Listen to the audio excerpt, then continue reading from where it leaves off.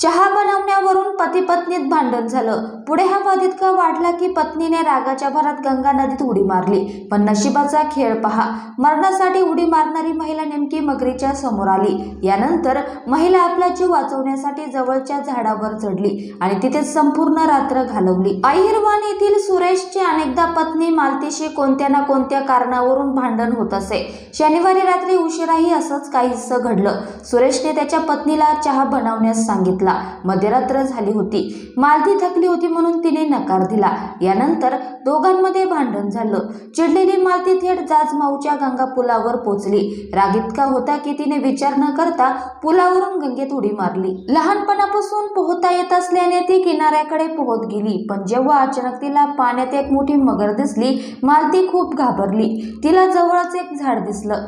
जीव वाचवण्यासाठी ती पटकन त्या झाडावर चढली आणि रात्रभर तिथेच बसून राहिली।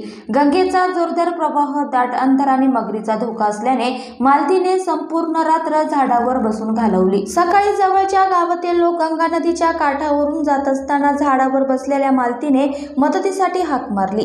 सुरुवातीला लोकांना आश्चर्य वाटलं की एक महिला झाडावर का बसली आहे। मालतीने रडत रडत संपूर्ण कहाणी सांगितली। तेव्हा गावकऱ्यांनी ताबडतोब पोलिसांना कळवलं। माहिती मिळताच पोलीस घटनास्थळी पोहोचले। त्यानंतर पोलिसांनी तिचा पती सुरेशलाही बोलवलं। तेव्हा हा संपूर्ण प्रकार समोर आला। या घटनेची परिसरात चर्चा सुरू आहे।